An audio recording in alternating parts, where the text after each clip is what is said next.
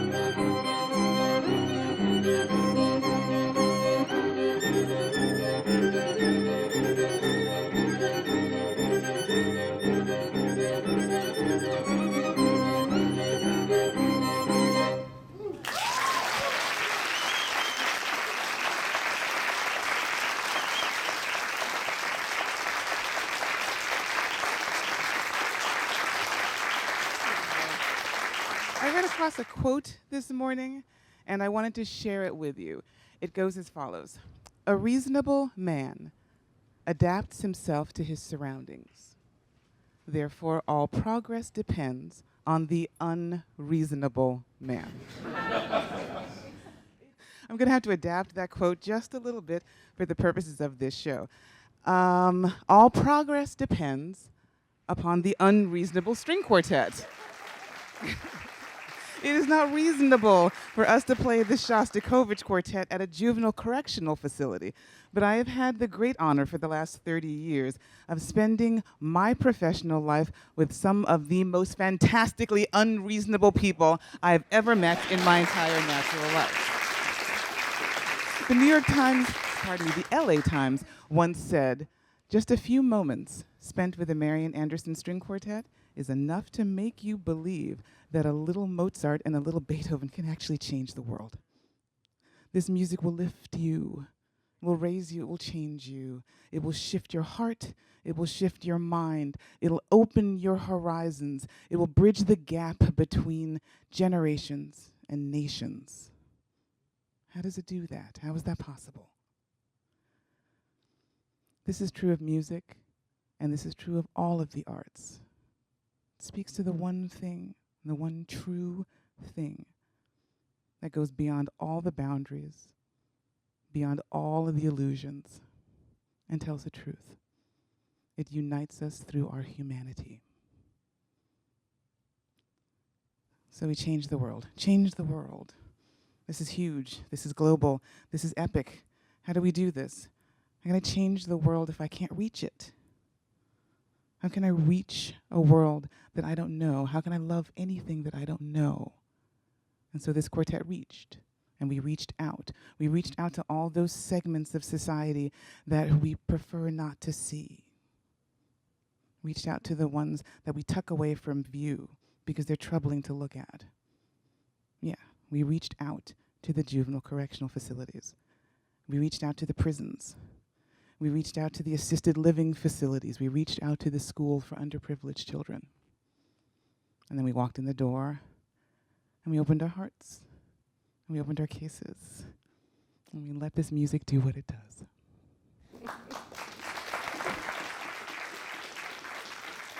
Speaking of reaching out, it always gives back.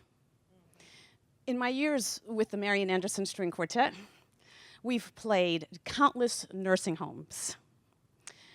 Beautiful experiences to be had. I want to relate to you one such occasion. There was a beautiful elderly woman with white hair, shockingly white hair, and brightly red fingernails, fingernail polish rather. And we have a section in our show that is basically for question and answers. Well, she raised her hand, and she didn't have a question, but she was eager to tell us that she played the violin as a child. She played the violin as a child, all throughout high school as well. And we were tickled pink to hear that, because to go and do outreach to any of these facilities, to have somebody say, wow, I played the violin too, we immediately have a connection. Well, we had a wonderful segment, and after the concert, we spoke with her again. Upon us leaving, there was a nurse who came running down the hall to thank us for what we did. But she also was delighted and astonished at the fact that this woman, who spoke to us so eloquently, had not spoken one coherent word in months. In months. Well, needless to say, I was moved, and my colleagues were moved as well. This reminds me why I play music. Now, we all here on stage, we're musicians, but I truly believe in my heart and believed that day that we were also musical healers. Thank you. Thank you, Marianne. That was beautiful. Shortly after I joined the quartet, we were playing a concert on the West Coast, actually, in a community center, and it was in a predominantly Hispanic neighborhood. And we walked into the concert space, and we were greatly welcomed by families, just a sea of families before us. And during the course of our concert, we had the opportunity of doing question and answer. And we asked them, how many of you have had the opportunity to have your hands on these instruments, to have a chance to learn them? And not one person raised their hand, not one. So we took that chance and that opportunity to invite them to come up and try their hand at making these beautiful musical sounds. And it was a wonderful experience. I had my eye on a little 3-year-old who was sitting towards the front, and he had been glued to us the whole time we were playing. But when it came time for him to participate, he held back until his mother said, "Come on, let's do it together." And so she came up, brought him up, and she sat down, and I taught her how to pluck the strings. And he lost some of his shyness. And he came over, and he allowed me to guide his hand, and we plucked the string together. And then I said, "You do it all by yourself. You make the sound." And he did. And the look on his face of such unbridled joy, tinged with awe, touched me so deeply. I never forgot it. And it made me understand in that moment exactly what creating new and diverse audiences is all about. It's about providing access. And we are so lucky and so blessed to actually be a vehicle for reminding all of society that this great music, this great art that was created for everyone in this day and age, still belongs to us all. Well, as you can see, like so many amazing experiences. You could find this quartet pretty much anywhere, in a hot dog, weenie roast party, or a labyrinth celebration, whatever that is. But also presidential inaugurals. The world is our stage, except for weddings, no. But no, we'll play a wedding once in a while. So, but you may look at this picture and say typical or ordinary, something that you've seen, every day. We all can relate to the clapping of hands, But this photo for me is a reminiscent of many firsts for the quartet. I'll speak on a personal level of my own. I was way back when a student at Juilliard in New York, and I already was a fan of the quartet. I was kind of sucking my thumb. No. But no, I was walking one night around Lincoln Center, and I came across a concert that was about to start in Alice Tully Hall. And I said, oh, well, let me go in and see what this is. No, I didn't have a ticket, but, students, they can kind of get away with those things. So I walked in and took my seat, and lo and behold, 4 string players walk across the stage. I was amazed because, to my surprise, those 4 string players happened to be African American. That was the Marian Anderson String Quartet's New York City debut. I think that was 1993 at Lincoln Center. It was the first time that I saw a reflection of myself on a stage that one day I dreamed to play on myself. Always chokes me up. And they played Haydn, they played Mozart. They commissioned this wonderful work by American composer Alvin Singleton called Somehow We Can, which I thought was so apropos. Well, I knew that one day I would walk in their shoes. And, 10 years later, I was invited to play that work, Somehow We Can, by Alvin Singleton, in my own New York City performance debut as a professional with none other than the Marian Anderson String Quartet. And dreams do come true. I'm sorry, I'm crying. I should be crying. Okay, but it does bring tears to my eyes. And so basically, this has been my dream job. And yes, so for your information, the second violin is doing just fine. Anyway, no, she's safe and fine. No, in California, living her own life. Needless to say, Marian Anderson String Quartet has changed my life.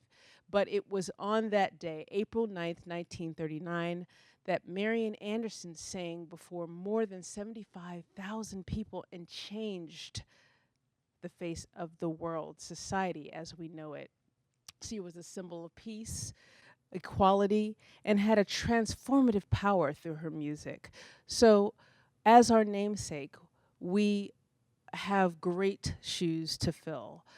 So one of the ways in which we pay honor to her, we have a collection of wonderful works that we call Continuing the Legacy. It's a project of ours where we invite composers to reimagine the spiritual, which she sang so beautifully throughout her career. We're going to share one of those pieces for you. This is by Jonathan McNair from a suite called Follow the Drinking Gourd.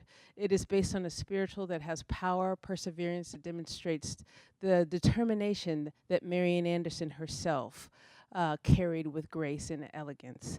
This is Jonathan McNair's Follow the Drinking Gourd, fourth movement, Rivers and Hills.